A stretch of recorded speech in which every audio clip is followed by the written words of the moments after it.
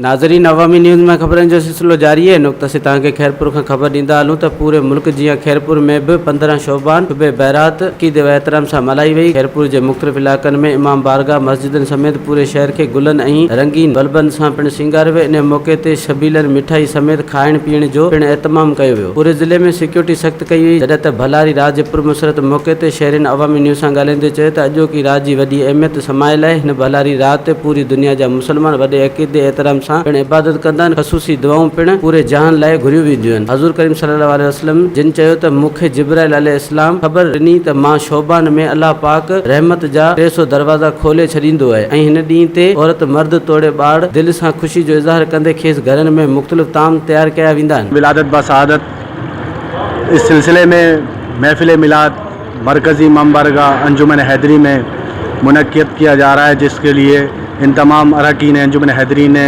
ये चिरागा मेरा नाम इरशाद है भाई। मैं हर साल आता हूँ इधर 14 शबान को जलेबियाँ समोसे पकौड़े बनाता हूँ। हज़रत आखिर ज़मां अलैहिस्सलाम की विलादत है और शब विलादत है और एक शब बारात भी है।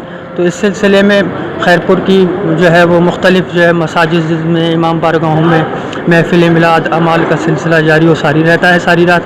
और वधीक ख़बरनि ऐं तफ़सील लाइ विज़िट कयो अवामी news Facebook page, YouTube page ऐं अवामी न्यूज़ वेब।